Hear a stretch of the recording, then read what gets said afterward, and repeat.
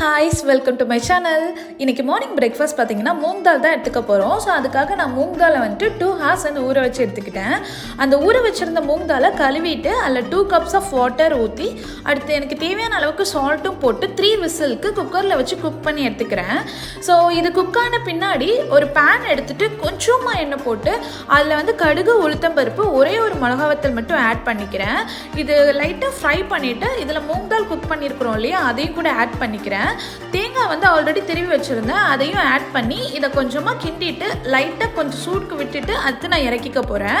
இன்னொரு பக்கம் பார்த்தீங்கன்னா வாட்டர்மெலன் எடுத்து வச்சுருந்தோம். ஸோ வாட்டர்மெலன் ஜூஸும் இன்றைக்கி மார்னிங்க்கு போட்டாச்சு. மூங் தாலும் வாட்டர்மெலனும் தான் இன்றைக்கி மார்னிங் பிரேக்ஃபாஸ்ட் செம்ம ஃபில்டாக இருக்கும். மூங் தால் பொறுத்த வரைக்கும் உங்களுக்கு 16 கிராம் ஆஃப் ஃபைபரும் அண்ட் வந்து 24 கிராம் ஆஃப் ப்ரோட்டீன் இருக்குது. ஸோ மார்னிங்க்கு செம்ம ஃபில்டாக செம்ம ஹாப்பியாக மார்னிங் ஸ்டார்ட் ஆச்சுது. Hope you all like it. நீங்களும் இதே மாதிரி ட்ரை பண்ணி பாருங்கள்.